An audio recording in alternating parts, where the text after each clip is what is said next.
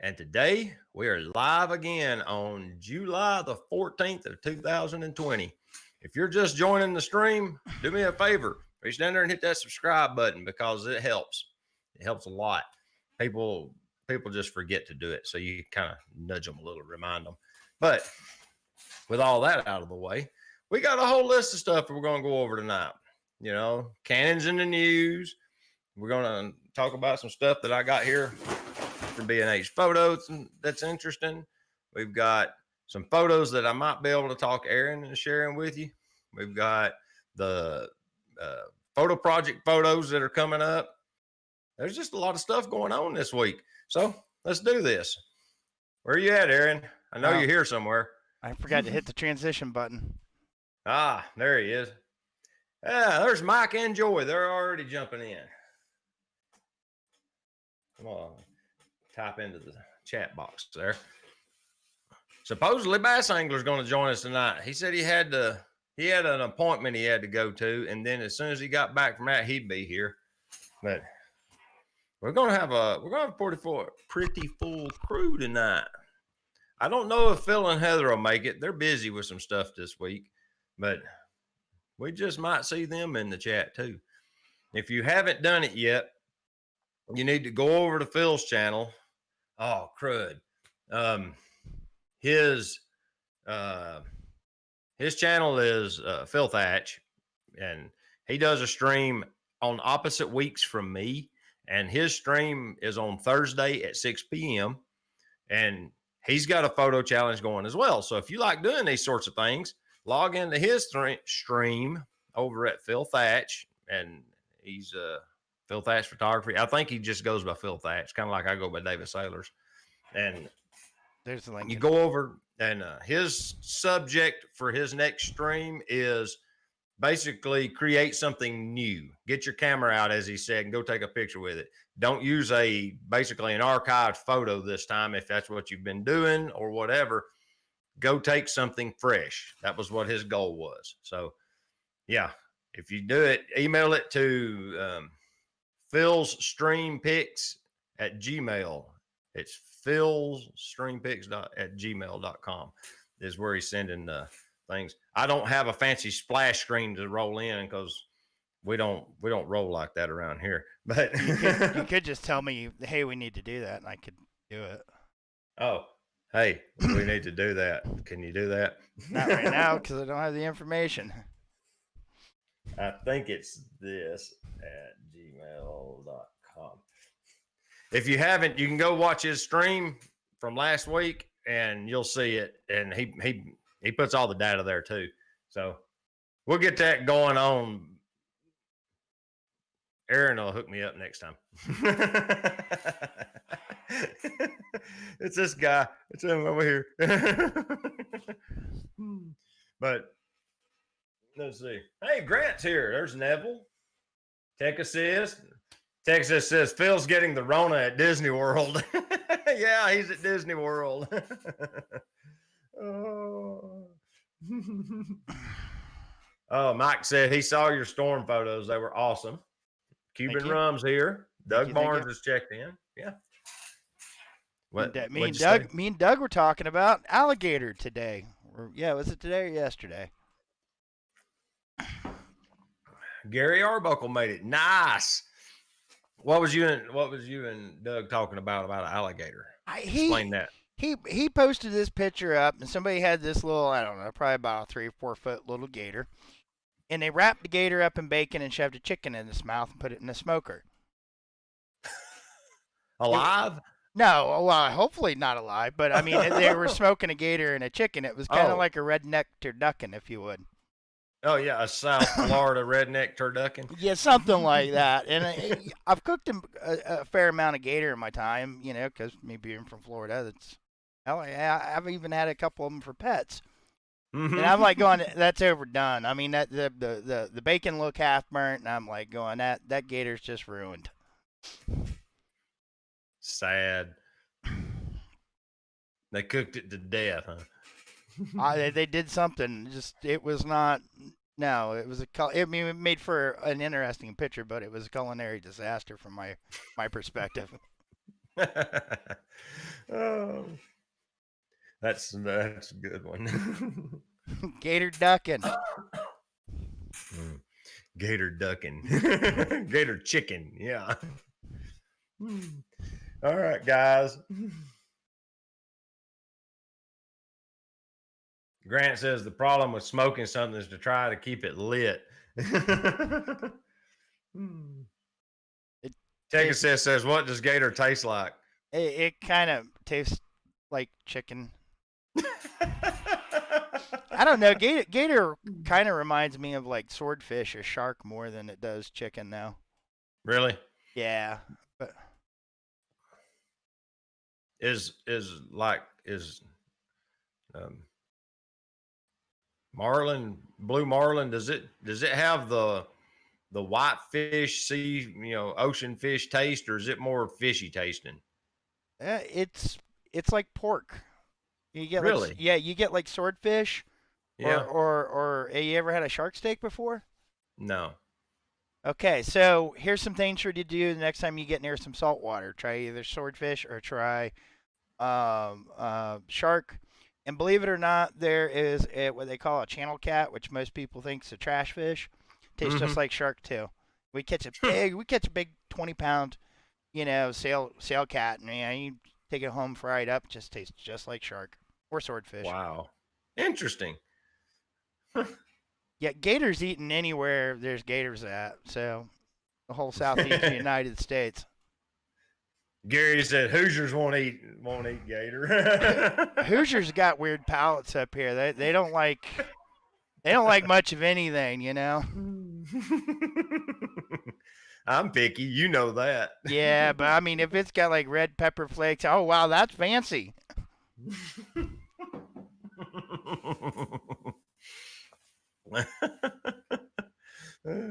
Just a little bit of crushed red pepper. Oh wow, you turned it up.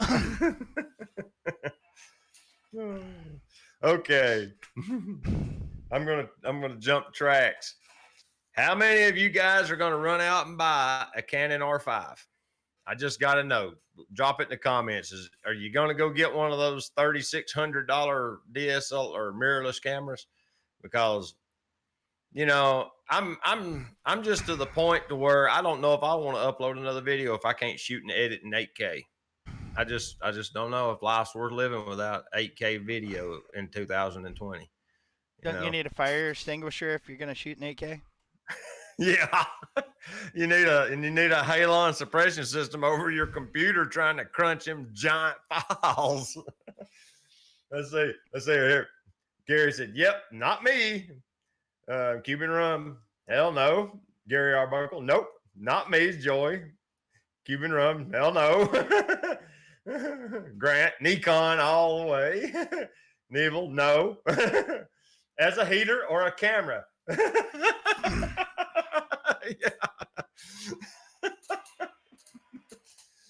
I did watch a couple of the people who weren't in the inner circles of Canon and couldn't actually lay their hands on them that thought they were entitled to, such as the Northups. And it was kind of comical to see how they just basically ranted for 15 minutes about this camera. And I think it's because they had their feelings hurt because they weren't invited to be on the inner loop.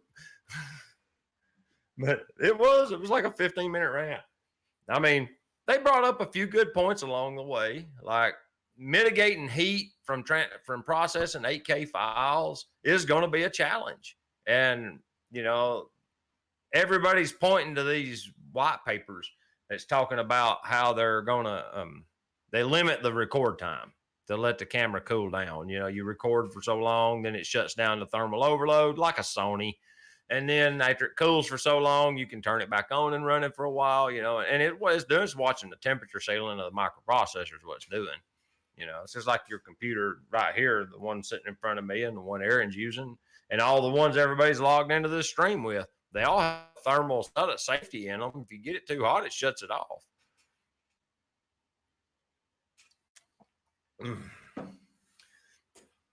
So are you going to have to go get that? What was the sensor in it? 40 something Was it 40 something megapixels?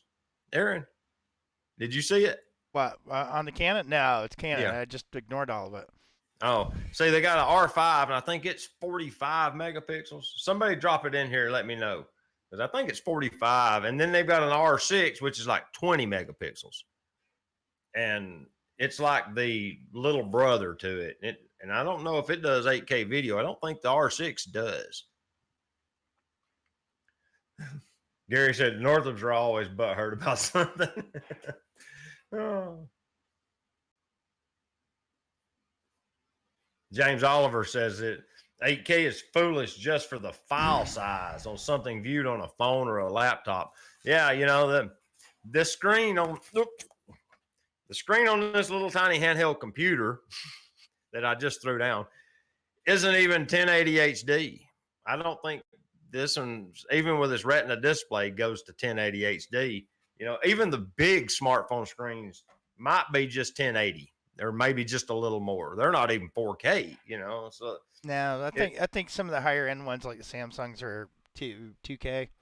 Yeah, you know, and it's like, why would you beat yourself up with those giant files and you know that if you ain't gonna be able to upload it to YouTube. YouTube's not going to accept an 8K file. If they are, they're going to compress it down to 4. You know, and everybody says, well, you know, the down res from 4K to 1080 looks better than 1080. Okay. So are you gaining that much more to do all that extra processing and work in 8K just so you can down res it to 4? I don't see the value in it.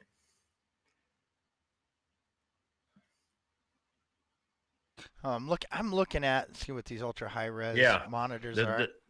The R6 doesn't do the 8K. That Cuban Rum just confirmed it. Okay, so you do an 8K, you have to have something, you know, to take advantage of, you know, an 8K, you know, video. Like a Dell Ultra Sharp 32-inch 8K monitor is $3,750. Ouch! $3,800 for the monitor. Now you got to have a video card or what, too, to drive that monster. Yeah, probably high end video card like a 2080 or NVIDIA 2080 would probably do it. Man. But yeah, I don't know. I mean, heck, I'm still happy with 1080 on most of my stuff, except for my computer monitors. Like I think I want to go 4K, but I'm okay at 1440p right now on my monitors. I think mine, I don't know. I believe mine is just currently resed at 1080, 1920 by 1080 resolution. I'd have to look. I don't even know on my editing machine. Yeah, Tech Assist brings up a good point. They're using dual pixel autofocus in that R5, but they're also running dual microprocessors to handle all of that data from the 8K mainly. But that'll allow them to run, they're running dual processor, dual pixel autofocus. So it speeds up autofocus time.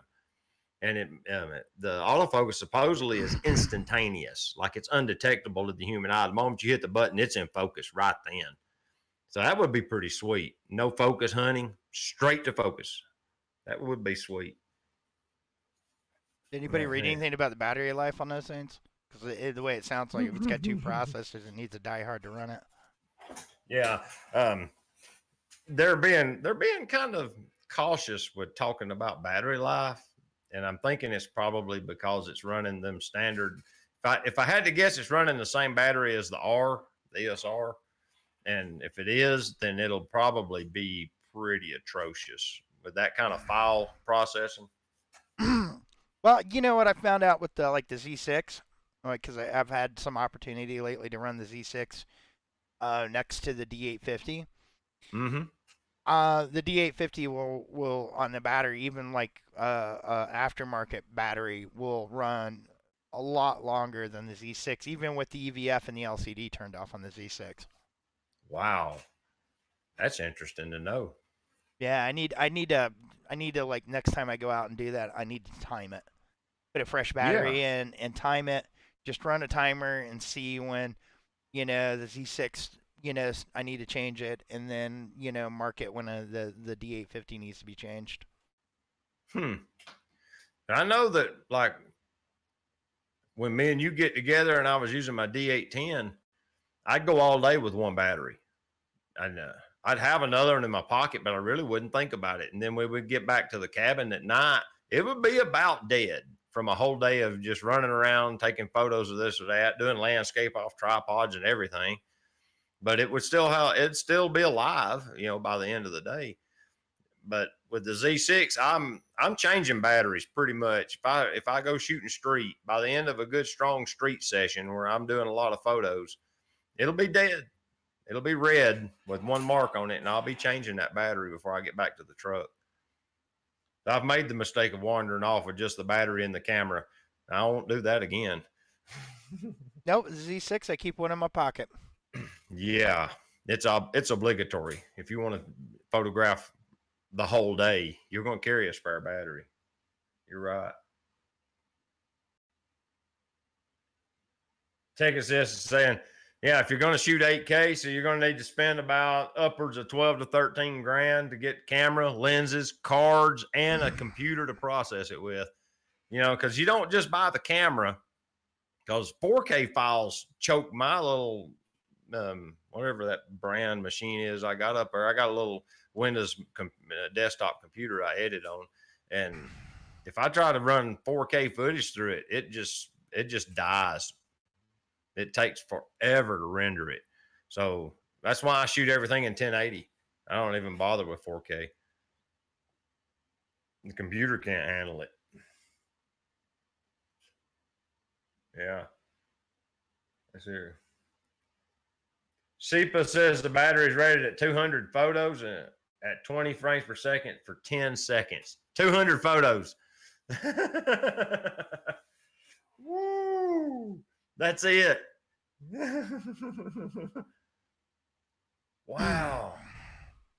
Dude, that's a terrible battery life right there. But nobody's talking about the battery life. You're right. That's a good point. It's always a good point. And but I can't really say much because like the Z50 surprised me. Really? So the Z50 is easy on batteries, even though it's got that smaller cell? That Z50, I can run it all day long and still not have to charge it. Wow. I mean, it blows my mind to how well the Z50 battery is. Interesting. See, with my XT3, it's a little different game because I'm getting a biased measurement, you might say. Because when I run vintage lenses, the camera's not using any energy to focus or to power the electronics in a lens that would have electronics and talk to the camera. There's none of that there with the vintage glass. So all of that stuff is shut off. So I get long battery life when I run manual glass on the XT3. I need to see if that's the case on the Z6 because I really don't know if it is. It probably is, since it ain't running the autofocus motors or any of the metering circuitry in the lens. None of that's being powered. You're not using that energy for that, so it probably gets you a little better battery life. Sounds like we need to get some stopwatches out and do some highfalutin technical computations there. Yeah, it just takes time. Set up another camera doing time lapses on them. See if you can turn on the EVF and the viewfinder. Get them to run down faster. Gary Arbuckle said, all right, just get a dedicated video camera. Yeah. I mean, really, at this point, you're stepping into the C100, C200 Canon cinema camera territory, or what's the Sony cinema cameras? Just go buy a red. Yeah, or a red, a red weapon. I mean, does Ari even make a economical camera at all? I mean, you can get into reds for, reasonable money for a red, but I don't know if you can get an Ari Alexa or an Ari anything for, reasonable money, because all of that Ari stuff is super expensive. Yeah, Texas says the viewfinder on it's 5.7 megapixel. Dude, you realize how how nice that display has to be that fine a resolution. It has to be like looking through the lens. Yeah, that's one of the big problems we've had about with Nikon is, you know, well, at least one of my big things about Nikon is like, hey, you know, bump up the displays a little bit. I mean, they did with the Z series. Yeah, the Z6 has got a nice EVF. I mean, and it's not anywhere near 5.7. What is it, like 2.6, 2.3 or something? I don't remember. Do you remember? Nope. It's not important enough information for me to archive. Yeah, me either.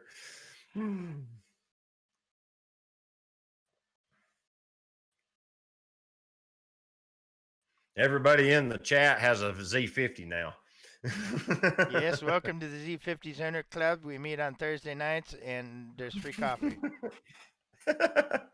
Oh, I got coffee.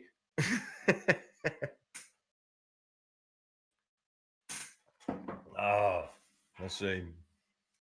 Ron Durant made it. Good to see you, Ron. Texas just says he thinks it's a little over 3 megapixel. Maybe that's why it looks so good. I know it's got a really super crisp display in it. It looks really good to look through the EVF. It's better to look through the EVF than it is to look at the screen on the back when you're reviewing photos. I've noticed that. You can see more detail. George's is still at B&H. I'm sorry to hear that, George. He had to send his in. It had a defective, I think it had a defective card slot out of the box.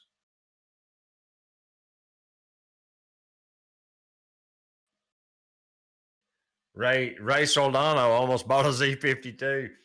He had to get a computer. Wow. Oh, happy birthday, Ray. Yeah. Yeah, I saw the cake. And how you made everybody do some tequila. That was pretty sneaky. Birthday wishes. Happy birthday. I got my money.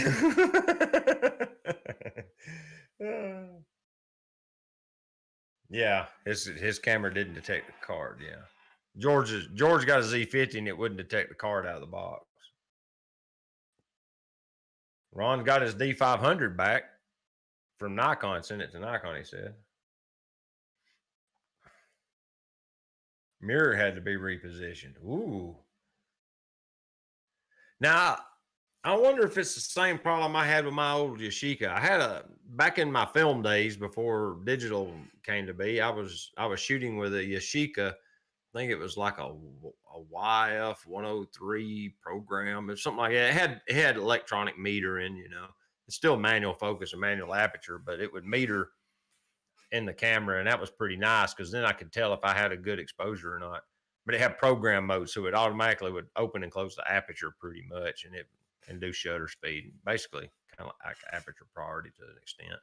Anyway, the mirror on it is glued on to that little assembly that raises it up out of the way, and the glue turned loose in that thing one day, and it slid down, and it skewed at an angle, and it locked up the mirror. So I took it apart, and so when I seen what was wrong, the mirror, I literally just slid it off of that little bar that sits on that little metal plate, cleaned it good with Q-tips and like it was acetone, I believe, fingernail polish remover, which is basically acetone. Got it all cleaned up and super glued it back on by hand and used that camera for like 8 more years. Worked perfectly.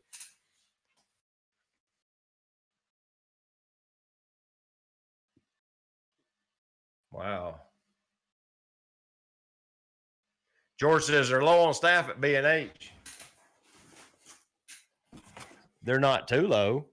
I have a box from B&H Photo here. Came in today.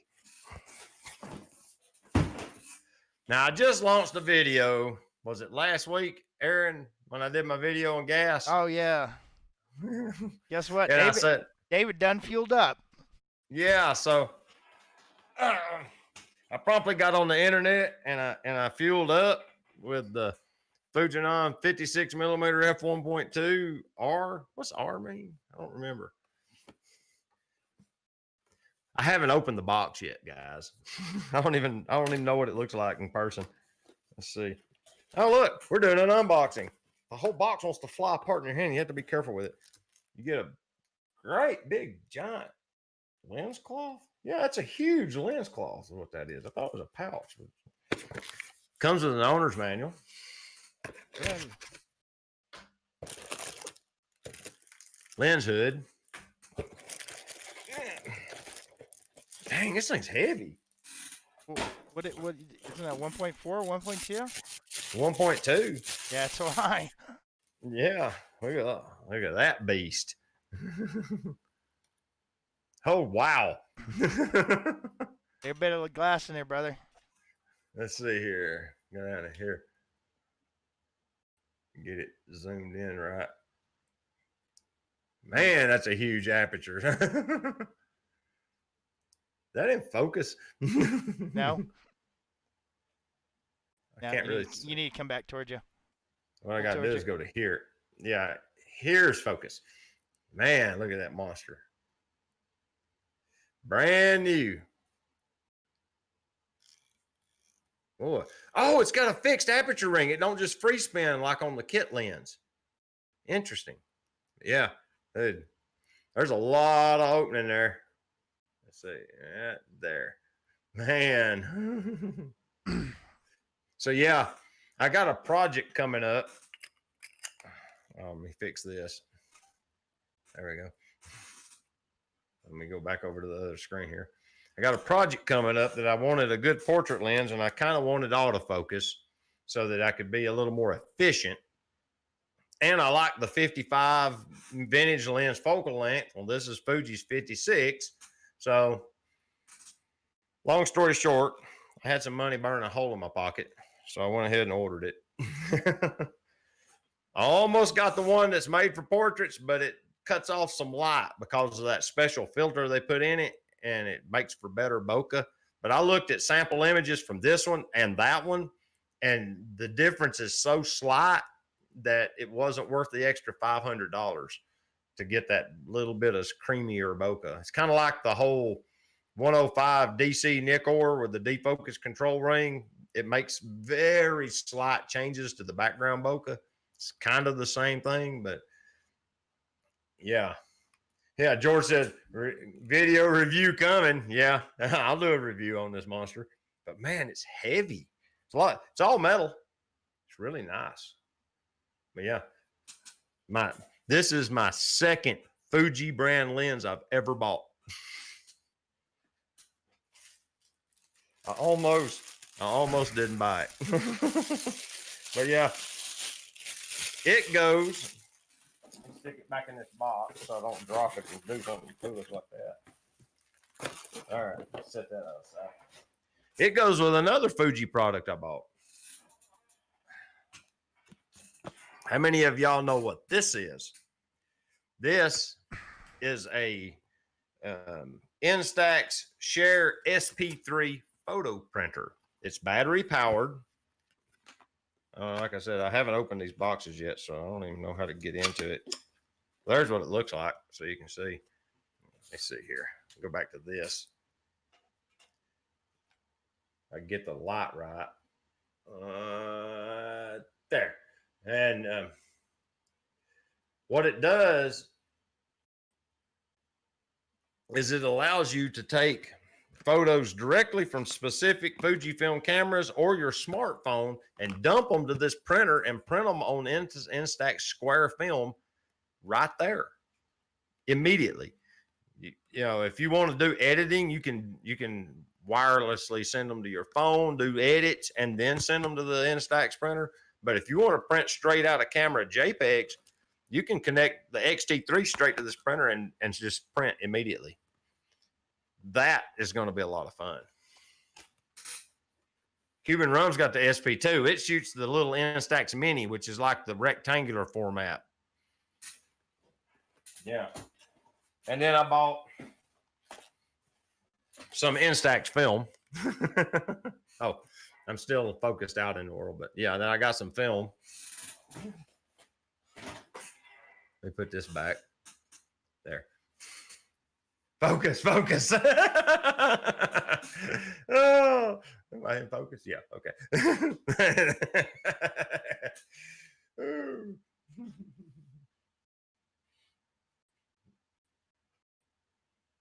And you told me I had to enter a 12-step program, what Mike Mitchum said.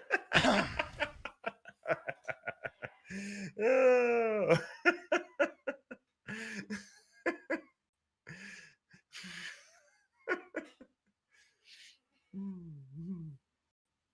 Put it back in the box before Teresa sees it. Yeah. So I can sneak it in the house. Yeah. Not like she's probably not logged into the live stream or anything. Yeah, it came in today. Let's see. I don't even know how to put this box back together. It kind of goes in there like that, sort of.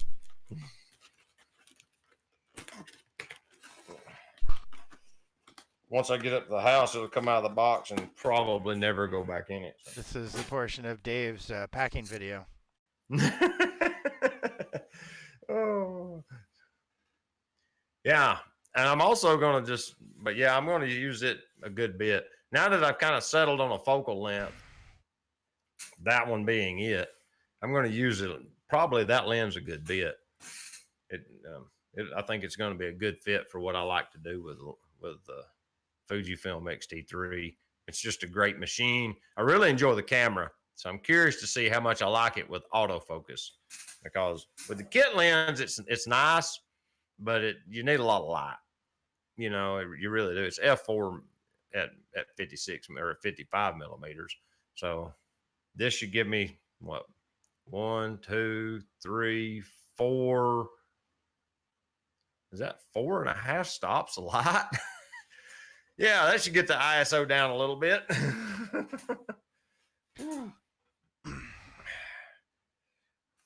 But yeah, that's what I've been doing this week. And we went out of town over the last weekend, and I shot a bunch of street with another lens trying to work a review up. I think the footage is pretty train wrecky. I haven't reviewed it yet, but maybe I'll get a video out of it. But yeah, the R5 and R6 have been this week's heavy hitter videos. I was just curious what y'all thought about it. All right, Aaron, you ready to go over the photos from last time we was gathered together here? Photos from last time we were gathered? Well, you know, the project photos. Okay. Where I put up the texture project last time. Gotcha. Is this a trick question? Yeah, you passed. Does this question require an answer? Not really. Looks like somebody. Oh, wait. Which video or which photo are we doing first? The first one. Okay. You see they're numbered 1, 2, 3, 4, 5, 6, 7, 8, 9, 10. Oh, yeah. Now I see down at the bottom. Okay. All right. This is Mike Mitchum. Mike Mitchum. Okay. I remember enough about his email. I don't have to dig it up. He was on Jekyll Island when he found these photos. I really like what I like about this one in particular. I'm a big sucker for good black and white photography. And what I really like about this one is the juxtaposition with the ruggedness of the branches and the calmness of the sea. I don't know if he meant to do that or not, but it just struck me as a really compelling photo because of that. You know, the sky doesn't have any clouds in it. The sea is nice and calm, and this tree looks like it's been beat to death by something. It just was really interesting.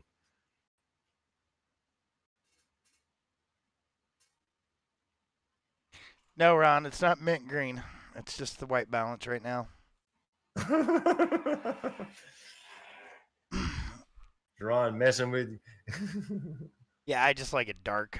I don't need a whole bunch of light burning my eyeballs out right now. Let's see. I think we got a second one here from Mike Mitchum. Yeah. Mike says, no thinking, just shot it. I think you were thinking about it and just didn't realize how good of a photo you were taking until you took it. See, and this is really cool. Everything about this is kind of the stuff I like. I mean, this is just, it's just the whole rugged mentality, rugged nature of it. I like that. Who's next? Richard Young. Yeah, and we got a bunch of participants from Phil's stream that we haven't seen before, and you guys, I really appreciate y'all sending in photos. I believe Richard has participated some in the past, but I think this is the one that I'm looking it up right now, but I'm pretty sure his was the one of the church in the forest in Portugal. Definitely looks like a old Spanish mission.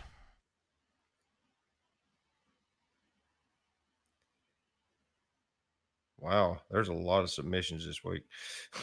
Counted 27 photos. Yeah, some of them are multiples. I've missed him somewhere.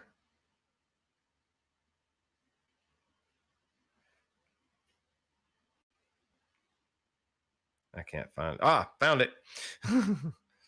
Yeah, he says I take part in Phil's live stream, and then he introduced us to you. So here's a photo of a church in a forest in Portugal. I really like the texture of the walls. Hope you like it too. Yeah, I thought that's really interesting. I like this picture in general. I like how it's got the stormy sky. It's really cool, isn't it? Let's see who's next. Todd Shane.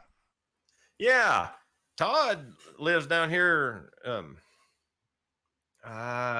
He's in the tri-state area. He's near me. I bought some camera gear from him. I have yet to go through all that camera gear, but he just had a whole bunch of stuff he was wanting to move, and it was a bunch of film cameras and lenses and things. And me and him met up at Chickamauga Dam and done some horse trading. And he sent this photo. I'm pretty sure.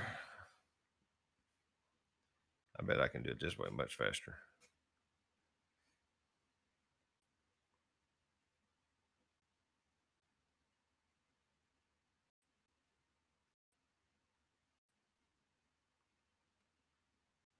Yeah, it says under the Walnut Street Bridge, late night. Didn't think to notice my old tripod rings were of the same color as the leaf when I took the photo, just like the contrast and texture. But I left them in it because I liked it that way. He pointed the camera straight down at the leaf and didn't realize his tripod was in frame. It does kind of go with it. It's pretty cool. I really like the leaf. The leaf is awesome. It's pretty smooth. What's next? Gonna go into some Gary Arbuckle, which I gotta figure out which one I'm. Here we go. Yet another Spanish place, it looks like. All right. Let's see here. Photo 1, photo 2, photo 3. Hats. Photo 1.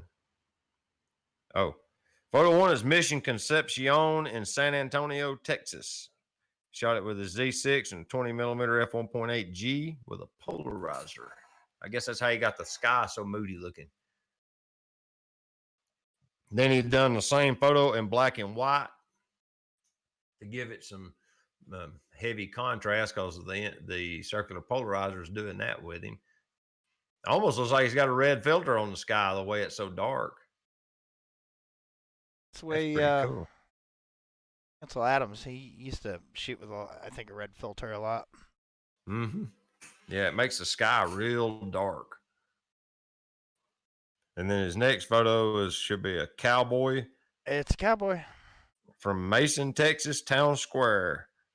He shot it with his Z6 and his 70 to 200 f2.8 Gs. He has the VR2 series. It's the one newer than mine. I'm gonna say He shot that at 200 millimeters. Because there's a bit of compression going on with that background. Yeah.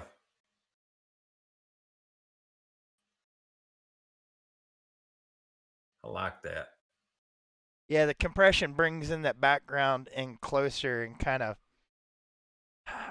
it changes the perspective. It almost makes it look like it was tiny-ish. Yeah, it makes it look like it's a lot closer to the buildings than it really is.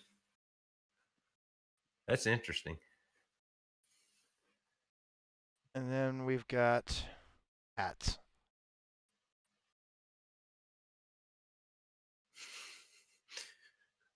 Oh, sorry. I was reading the chat. Sorry. Oh. Hats is shot through a store window in Georgetown, Texas. Man, he takes good notes. He says Nikon D810 and his 85 f1.8G.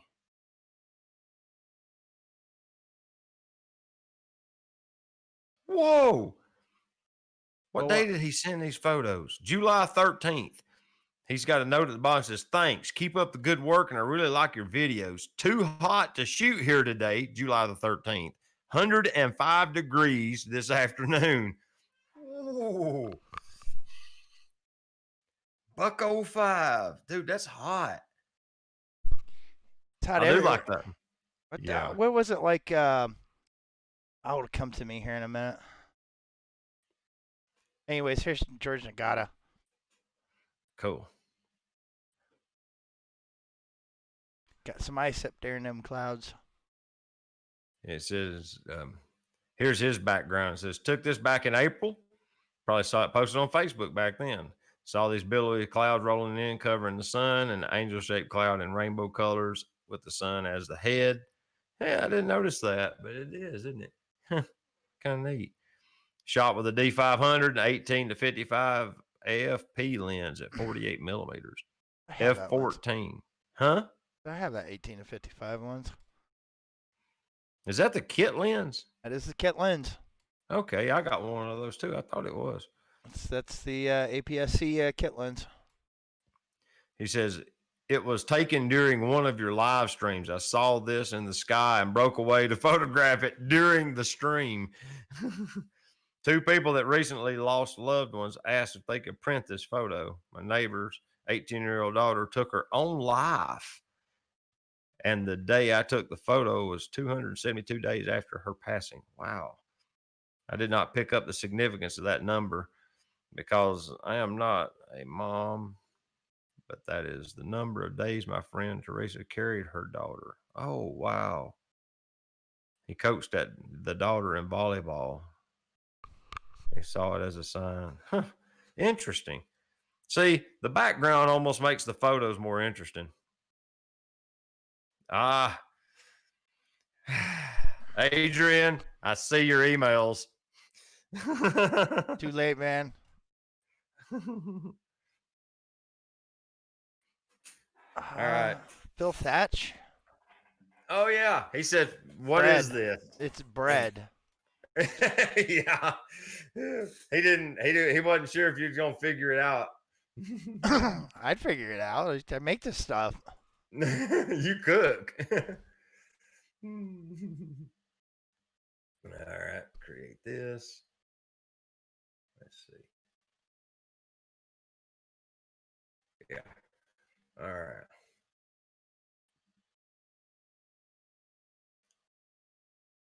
Oh, I'm sorry. I like it. Yep. And That's Heather, isn't it? Yep, that's Heather Boyd.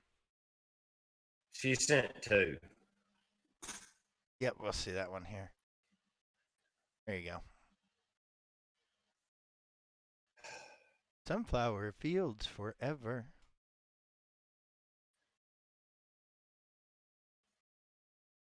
I'm going to try something here. No, wrong button.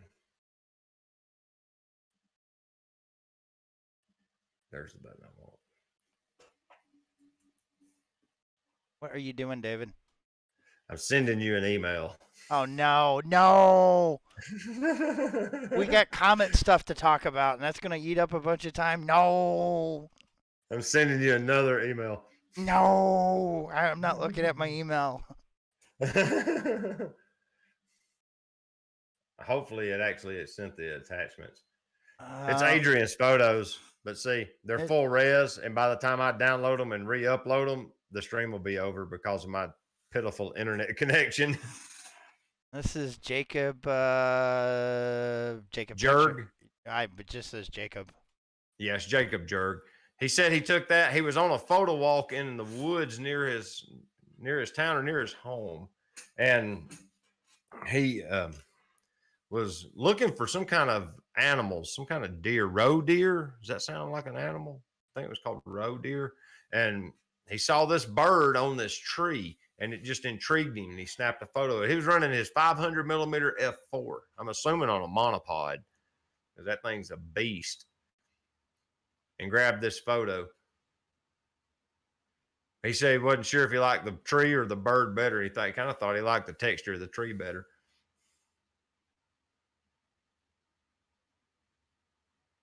It is some flaky bark. Yeah. Wow. Heather's picture got featured on the Tennessee Landscape and Wildlife page. Interesting. My pictures ain't ever good enough to get featured on stuff like that. Peter Nagy. Nagy. I don't know how to pronounce his last name. Yeah, Peter Sorry. Nagy. Nagy. Nagy. It's dogwood tree bark's what that is. With the squirrel. Mm-hmm. Squirrel photobond it. With a 600 millimeter f4 on a D700.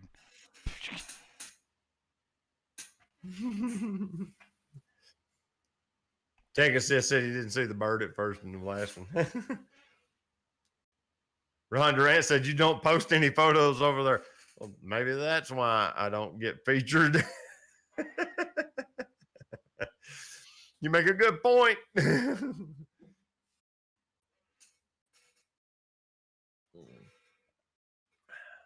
kind of like the lottery. You can't win if you don't play. Who's next? That's a real cool photo. Tech Assist. I had to hover through him to figure out what was going on here. Oh yeah. Yeah, now he said he used a 50 millimeter enlarger lens, flipped around backwards, and with extension tubes, and took this photo of his fingerprint. Thought that's pretty ingenuitive, you know? Oh no, I like my enlarger lens. And here's a picture of a dog's nose. Yeah. He said that's his best friend. It looks like we got some BTS with it.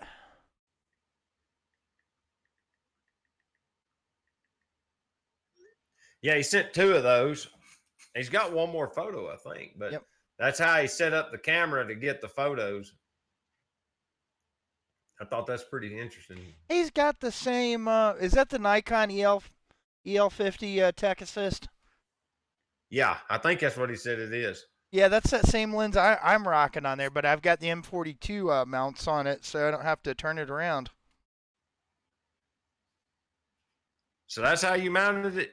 Now, it's M42. Yeah, it's an M42 enlarger lens.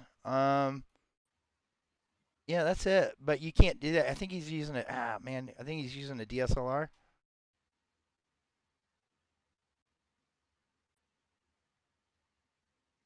No, it's a Z6. Yeah. Yeah, you didn't need to flip that thing around. You actually just get an M42 helicoiled for it, and I can get up so close to something it's silly. Oh, you're using the helicoid like an extension ring, plus it allows focus. Yeah. So when I got the right helicoid on there, so when it's retracted all the way in, I'm at infinity. And then when I take it out, I just get closer and closer and closer. And then I've got another helicoid I can pop on there, and so I'm using the helicoids as an extension tube. So I can go all the way into like a half inch, maybe 3/4 of an inch up to something, if I want, wow. But still get infinity focus with my little setup. This is David's stuff with his iPhone. Yeah, I used the iPhone X to do my what do you call it, project. This was in the truck, wasn't it? Nope, it's in the machine shop. Oh, okay. There's a lot of interesting textures in the machine shop. I always like to use them for backdrops and things like that. This is literally a mat that lays next to the milling machine. Yeah, I can see the little bits of metal in there. Uh-huh. It's not bad for an iPhone autofocus photo. It's surprisingly sharp. What's the second one that we got here? This one's almost abstract. It's so blown out. This is literally the window of the machining center with it running, and it's slinging coolant up on the window, and that's the illumination light inside the milling machine. Nice. Yeah. Almost looks like Reminds me of something like Van Gogh or something, don't it? Well, it almost looks like there's stitches on the window. Uh-huh. Is that crosshairs so you can kind of know where exactly everything is? No, it's just dirt. Then the last one was leading lines and the texture of the wall. That's the outside of the building. I just thought that just looks too cool not to get a photo of it. It's nice, smooth, clean leading lines.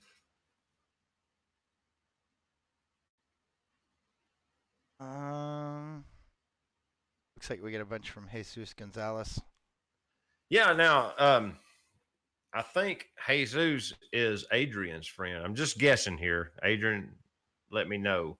But he wrote me a big email letting me know that someone had sent him to the stream and he sent quite a few photos. Jesus Driver is what his email address goes to. And he's from Mexico. Says, I hope you're well. Recently, a friend told me that you upload videos on YouTube doing some photo analysis, and he told me to watch one of your videos. I loved it. As soon as I found out that you're asking me to send you some photos focused on textures, I wanted to send you some so that you can see them. And he goes on for a little more, but yeah, welcome to the stream. I'm not sure if he's here right now, but I love the photos he sent. I really like the black and white natures of them. They're really interesting photos. Let me go to the next one. Sorry, I was trying to import photos to get photos set up to be imported. Oh, okay.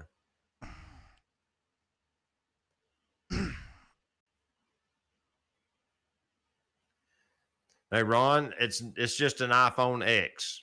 It's not the newer one. It's the Series 10. I think it's 2 or 3 years old now. I don't remember what year I got this thing. When did the X come out? They come out with the 10S, then the 11, and now they're up to the 11S. I guess I'm closing on 3 years with this thing. I don't remember. It's been a long time. Maybe 2 years. I don't know.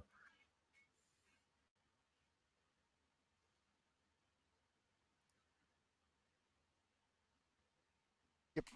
Here we go. Yeah. Check out that. I love everything about that. It's just an abstract, but it's interesting.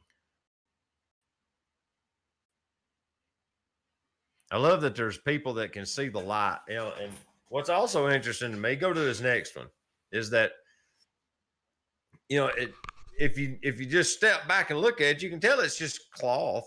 It's probably like bed sheets or something, but he's playing with light and shadow. And it's just neat. What's his next one look like? Let's see what order. That was it. It was 4 of them. Okay. I thought he sent more. Maybe I was wrong. No, but I got more tech assist photos. Yeah. Oh. Okay. I found another one that just was out of place. Now the second email was where he was giving me the background. That's what I messed up on. That's my bad. Okay. Do I need to go back to him? No, we're good to go. Okay, who's this? Tech assist.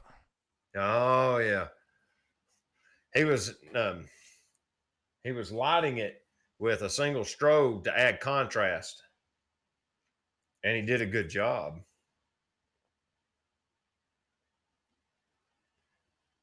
No, wrong one.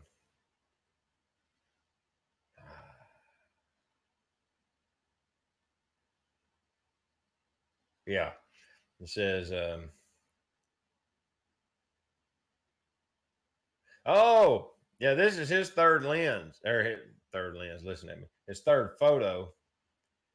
Photo 2 is using the enlarged lens. Photo 1 is trying to find texture in a food item. Not that successful, was what he said. I think the contrast looks good. I think the strobe did really well. It looks great to me.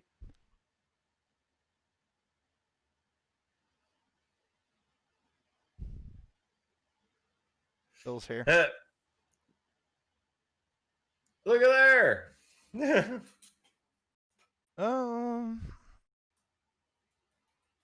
Joyce got a pretty little box turtle.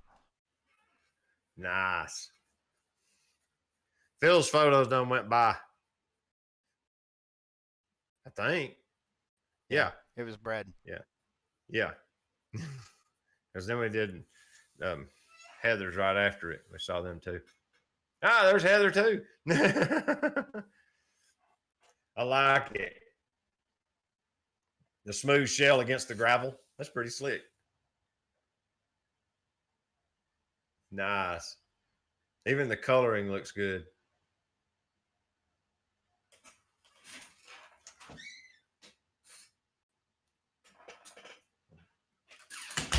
Teresa's back. Should be in a minute, probably. What we got next? These are the ones you just sent me. Okay, these are Adrian's. All right. I was distracted. What's Joy's? Joy had the box turtle, didn't she? Joy had the box turtle. Okay. I'm kind of doing two things at once. Please forgive me. Did not notice one bit. Sarcasm. Teresa just rolled in. But yeah, I love the little box turtle with the gravels. Now what do we got here with the This is the stuff that just got sent in. Yeah. It's Adrian Estrada, I think. But, and you gotta say hi audibly. We got the video feeds off while we go over photos. We're looking at photos. You're supposed to say hi. Say hi, everybody. Hello, everyone. See them over here. Have air conditioner. You know that stupid truck? Oh, it don't have one. No, and it was over 2 hours. My phone overheated and cut off because it was so hot in the cab. And I couldn't see my GPS to get home. I don't even know where I was. Oh, Joy said that was an asphalt road. That wasn't gravel. Oh, that could be like chip and seal stuff they do up here. Oh, really? Yeah, they'll throw gravel over on an old road and over the top of it, and then just put some more oil back on top of it. Oh, really? Hold on a second. What'd you say, Teresa? Where does this key go?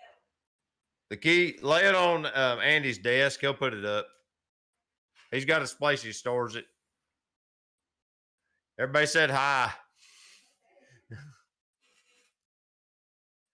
Now, Adrian. Did you just send me more photos? No, I did not. Oh, wow. Okay. My phone just went off. Yeah, that's not me. Let's see what we got here. Ooh. Dude, that's pretty interesting texture. I like it.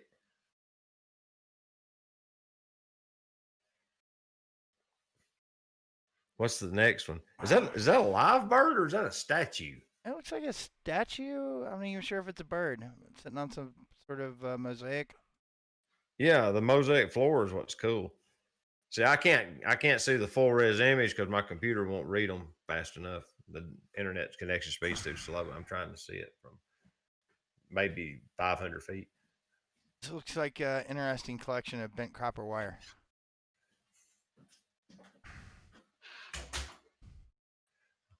You see what he's done? He's done a what do you call it? Sequence, balance. You got the dark ones, the silver, the gold one, then the dark one. It's pretty interesting. This is the kind of stuff that people learn how to really, really, really get creative. When you start doing things with just everyday, ordinary objects and you just start messing with it. And the more you mess with it, the more creative you get. This is how you do it. Let's see the next one. Should be some cacti. Yeah. What's interesting to me about this one is you got the prickly cactuses contrasted against the smooth dishes, but you've got the red cactus berries on the red bowl, and then in between it and the red stripe, you've got the green one with the green cacti in it. It's almost balanced. It's kind of neat. Adrian did say that was a bird. Okay. And then he's got some really cool black and whites. There's only 3 pictures in that email you sent me. Oh, there was a second email. Oh, they aren't loaded then. One of these, honestly, this is one of them that makes you think. There you go. Aaron's got the hot rod internet connection.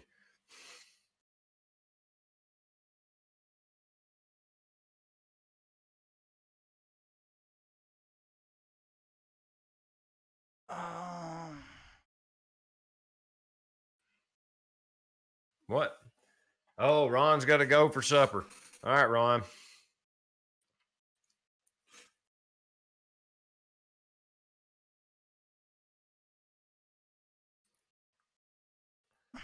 Thank you for coming to the stream, Ron. Good evening, Ron.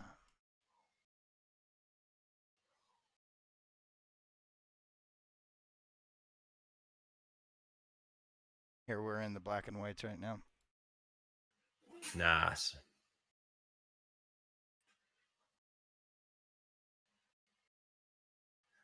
What this one does is what I'm going with for next week's challenge. It's got some of that in on it.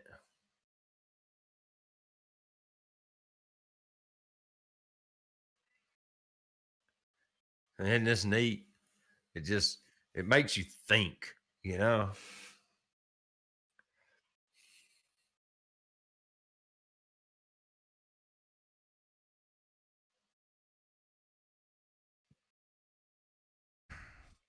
This is awesome.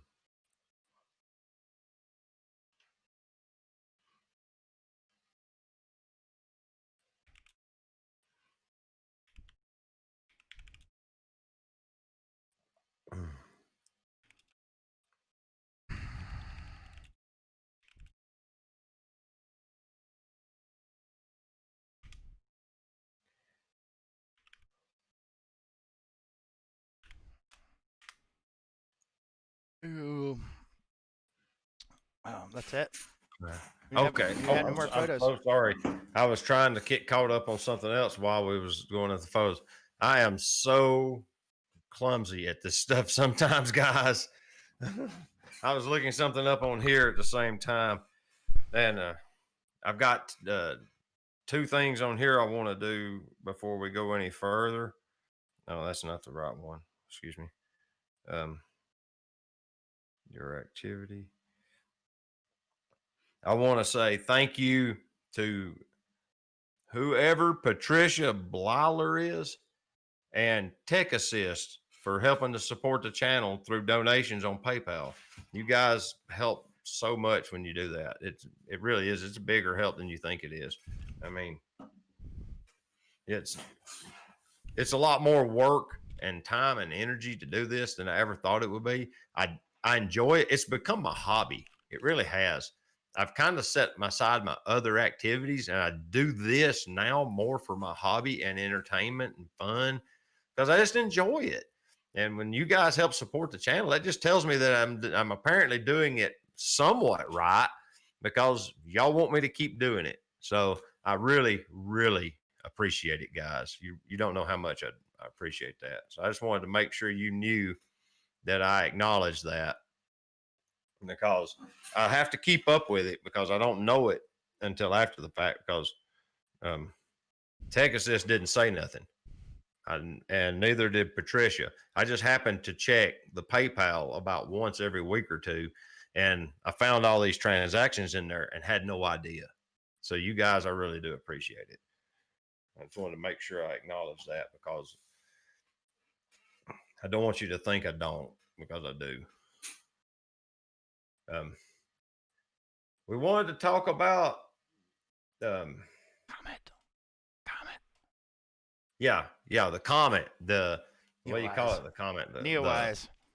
Yeah, the big flashy thing in the sky that I have yet to be able to see. And tried 4 different mornings and never saw it. Well, we concluded that it was his trees blocking it. He was.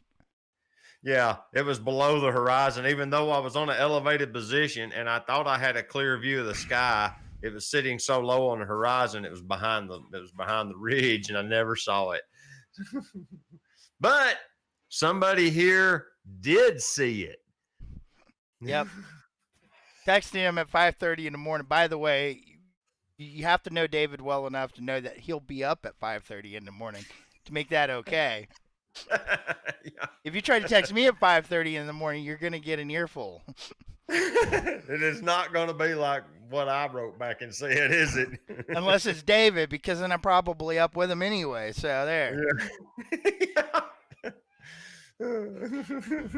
I get this text message. He's like, "Yeah, the comment's out." Oh. Yeah. So starting tonight through the 23rd. Tonight's going to be the best night to see it. It's going to be 80 minutes after, and I put the link in here. So 80 minutes after sunset, and that's I can't say when the sun's setting wherever you're at because depending on your longitudes and your latitudes and your time zone, it could be different for everybody. Because I've got a friend just south of Chicago on the Illinois border, which on the longitude side, not very far away. But it's like sunset's here at 9:20 or 9:12 tonight. Up there in Chicago, at the same if we don't adjust to the time zone, it's at 9:23. So there's a 4 minutes. There's a 4-minute difference in the sun setting by just going a couple hours north. Interesting. Yep. Well, there's literally. If you sit on Sunset Beach in Hawaii, and this is an interesting little factoid, if you sit down next to the edge of the water, well, up enough to where the surf don't beat you to death, but you get down close to where the surf washes up in the sand and watch the sunset, and you can literally get up, walk up the beach to the sidewalk at the top, and watch it set again, because it takes it like 2 more minutes to set up there than it does down by the water. Yeah. People routinely do it. They watch the sunset twice in a row and then get on their tour bus and leave. It's kind of neat to know that, because we didn't think it would be that drastic. Like once it broke the horizon, but it is. You can actually stand up, walk 30 feet, turn around, and see it set again. It's kind of neat. George says that the closest it's ever going to be to Earth is on July 22nd. And I was reading about it today, and it said it's going to be like a crap ton of years before it comes back. Like 3,800, I think. Yeah, like thousands of years. So this is like a really special event that we're here with technology at this point in history to where we can actually photograph it. It's kind of rare. Think of it. We might actually be the last human beings to get to see it. Ooh. There's some ominousness in that statement, but it's kind of scary that you might even be right. Ooh, but yeah, you're right. We may be the last humans to ever see it. True. Interesting. But it's I scouted today. I did some Google Earth scouting, and I just really can't find a good location that I can get to legally without breaking in at night. And I really wanted to slip off up to Point Park, but they close it at sundown, I believe it is. So, it'd be an hour and a half after sundown, so you can't get in there. And there's nowhere on Sand Mountain to be able to do it to where you got a clear view to the horizon. That's on the north end of the mountain. The mountain slopes gently off into the valley on the north end, so it doesn't really work out there either. And it's just, there's no location to get to around here. So George says 7,000 years. Yeah.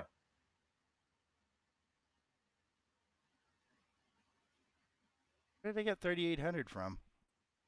I don't know. I thought it was about that too, but yeah, I knew it was a long time.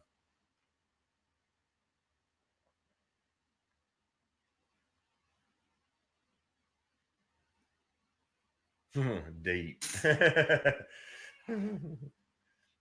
Yeah. Phil should be able to see it down in Florida. He's up on a high floor.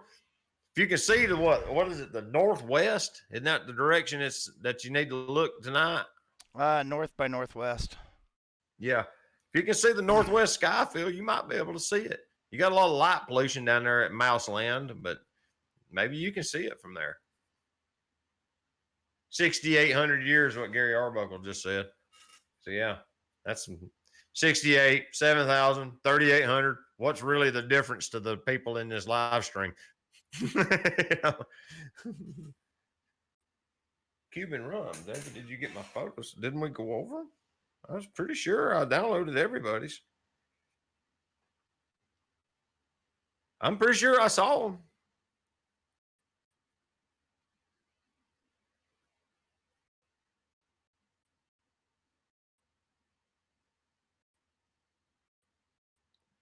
That sounds like we dropped the ball if I didn't show them.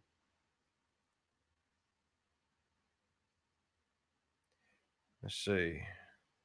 I see no Cuban rum photos in the stuff that you posted. Well, here they are. I got the photos. I didn't download them. Can we put 2 more up?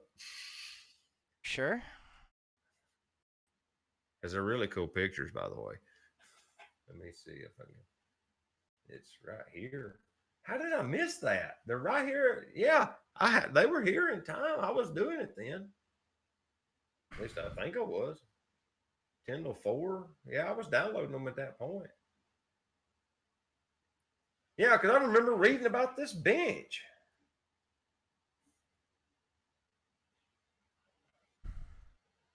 There, I just forwarded you the email, Aaron. They're in it. And then, yeah, the black and white one is awesome. Come to think of it. Yeah, thank you for saying something, because I somehow completely overlooked it when I was downloading them. Maybe that's why Phil has that alternative email address where just the stream photos go, because then you don't have to try and remember to get them out of the email. Ooh. Ah, there's Jesus. Thank you for joining the stream. At least I didn't drop the ball on your pictures like I did Cubans. Man, sorry about that. See, I've got them right here on my little phone email pictures. They're just this big, though. If I try to open them, the internet connection is so bad that it'll take like 5 minutes. But I was downloading them. I was grabbing them and putting them in the Dropbox. I have no idea how I missed them. Okay, while he's queuing those up, I want to give y'all the challenge for the next stream, and it's abstract. Whatever your idea of abstract images is, completely abstract. That's the goal. I want it to be something. And I also want you to do like Phil said, don't draw from archive. Get your camera and go take a picture of something and make it abstract. Don't care how you get there, what you take a photo of, but it needs to be abstract. Joy says separate email. I probably will set that up and I'll have it ready by the next stream, because that was a great idea for Phil. He's a lot smarter than me when it comes to this stuff. All right, I'm going over to Cuban rum's photos. Ah, okay. Bring them in. There we go. Now, he talks about these are in the dry Tortugas. I remember reading this email. How did I fail to do that? That bums me out, dude. Sorry about that. I really am. Because I thought these were so interesting. Photo 1, still life with various textures. And that's the color photo. But then the black and white one, yeah, is in Port Jefferson in the dry Tortugas. And he tells the cameras he did it was the D850. He said it's just an old bench. The fun often told story is that they would chain the prisoners to the bench so they wouldn't try to escape. See the chain? He said in reality they chained the bench so it won't blow away during hurricanes. The chain is to chain down the bench. But this one is just it's a still life that he's doing. Basically, he's multiple textures, so you get the contrast of smooth, the coarse, and all that sort of thing, and light and dark. I like the bench. The bench really grabbed me. This one is great too. I really like that. I wished I could do compositions with still lifes like this. Whenever I do a still life, it looks like something a third grader does. It takes a special eye to do good still life photos. But yeah, I really appreciate you sending photos. And send some more next week. I'll be more careful. Yeah. He said it's at Fort Jefferson in the dry Tortugas.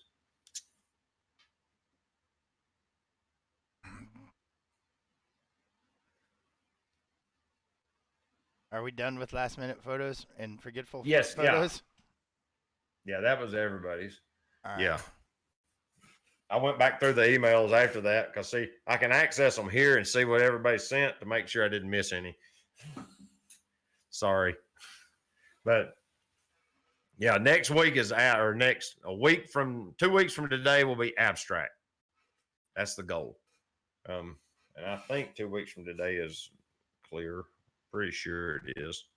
Let's see. It'll be the 28th. Barring some sort of calamity, we'll meet here at 5:30 on the 28th and go over abstract photos.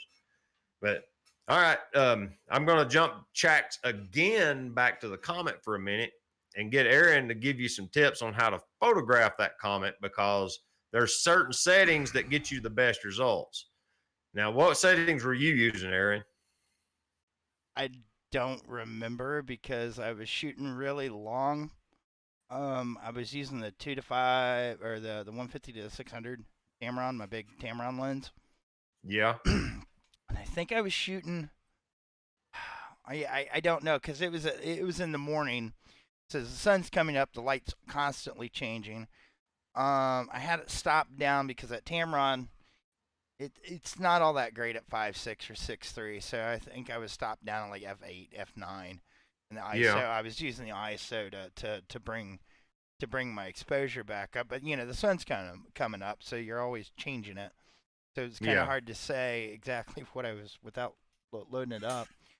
But yeah, you're just gonna have to, find it. The hardest part's gonna be focusing in the dark for most people. Right. You want a manual focus set to infinity. Find like some light off in the far distance, or I think the moon might still be up. You use the moon as a focal point. That's always a good focal point. 80 minutes after sunset. What was your shutter speed? Oh heck, I don't know. I depends on what time I was shooting at. Like the closer the sun got up, I think I was shooting like a half a second. Yeah, because I was reading when I was trying to shoot the moon, is like you want to keep the shutter speed under, what is it, under 20 seconds, or you get motion blur in the moon. Oh, you got to keep it. You got to keep it way under that. Yeah. There's for doing like astrophotography, there's a saying that's called the 500 rule, and that equates your. Let's see if I haven't looked at it in a long time. That'll take your aperture, your focal length, or your effective focal length, depending if you're shooting full frame or the crop sensor. Yeah. And that will tell you what the slowest you can shoot at without getting star trails. Yeah, that's what I was looking at that night because I was photographing the moon, but that I ran across that information, and that would apply to the comet because you're going to start to smear the tail of the comet if you drag the shutter too long. Well, it's not. You're gonna smear you wouldn't really notice it too much on the tail, but it's like the it's a big ball of ice. So like when I started shooting it, and I was shooting long exposures, it was kind of elongating. It looked like a little line coming across like that. Oh, And it wasn't. You couldn't really see it in the tail, but you could see it in the nose of the comet. And the shorter the exposure time, the more it came down into a complete dot. But I could yeah. also see stars up there, so that's what was making me adjust that. Okay. Shoot something long. Shoot something. I mean, if it's gonna be pretty low on the horizon tonight. Mm-hmm. And the reason I think tonight's gonna be the best night to see it in like most parts of the United States, it looks like we're gonna have a lot of cloud cover coming up over the next 5 days. Figures. I had a bunch the first day I tried to go up, I got up real early and went out and hunted it. It was real patchy clouds, and I blamed it on that and thought it was behind a cloud. The next day it was cloudless, and I just could not find it. And it was below the horizon line of the mountain in the background. Yeah, I just posted a link. Weather Street's got an extrapolation from NOAA that's pretty good that I use for looking, kind of getting a guesswork of what cloud cover is going to be going on. Comes in really handy when something astrological is going to happen. Well, what's cloud cover going to look like?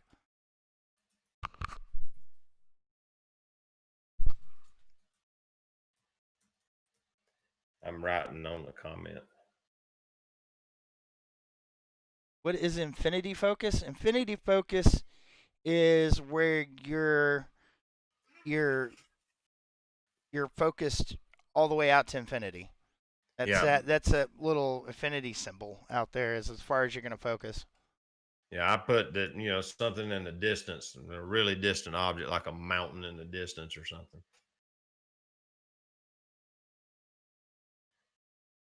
Because a lot of lenses will say they have an infinity hard stop, but it typically isn't calibrated to your camera. So you can actually focus past infinity and you'll sharpen up on the sky, and then it'll move past it and the clouds and the stars will get blurry again. So you got to back it off to where on old manual glass, a lot of times the infinity focus hard stop is just slightly past infinity. As strange as that sounds. You wouldn't think you could do that, but you can easily go past it. Yeah, that little sideways number 8 on the lens. The infinity symbol. Yeah. Yeah. And they'll tell you it has an infinity hard stop, and that basically it's focused out as far as it can, and a lot of times it ain't. You'll have blurry distant subjects, or they'll be slightly out of focus. You can see it. It's a lot of times it's calibrated to the camera and it doesn't work, but yeah. It works really good. If you got a bright moon, like he said, focus on the moon, because the moon will be bright enough that the camera can autofocus, and it'll have a hard enough edge. It'll do the contrast if you've got an older camera, or the phase detect if you got a newer one, and you'll get a good clean focus on the moon. And once you focus, turn off the focus motor. That way, and don't touch the lens anymore after that. That way you won't have to worry about it moving. That's what I always do. Yeah, I always keep it like manual focus when I'm doing stuff like that, and I'll pick like a focal point. Radio towers work really good because they're always everywhere, so you can always catch cell towers. Yeah, and I'll just I'll stop the lens down, like 5.6 or a little bit smaller, and I'll go into live view so I can look at it, and I'll blow it all the way up on one of those lights, and I will dial it in really slow until I get that pin sharp light blinking, and then that's when I know, okay, I'm at infinity, and I'm good to go. I'm good to go until I move the camera again. Mm-hmm. That makes sense. Yeah, that's a good idea. Do you know for 4 years after buying my D810, I had no idea that you could go into live view and zoom in. I Yeah, had no idea. I love that zoom feature. And here's another thing: make sure that you know if you've got IBIS on or VR in your camera. What?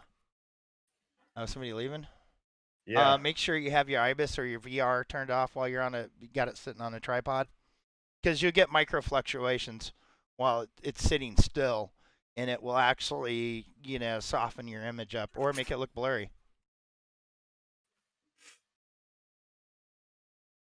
Cuban Rum says, and you can also use gaffer tape and tape down the focus ring once it's there so you don't bump it. That or a thick rubber band works. Yeah.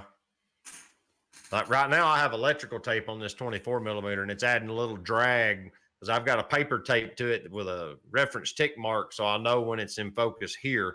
Then I can zoom in, do stuff up close, and then immediately just dial it back, and I'm back in focus here because the camera's static, and I'm sitting in one spot. So I've just got me it looks like a little mini version of a film production lens where they make marks for focus on it. But yeah, you could do that too. I'm looking at the chat, make sure I'm not missing something.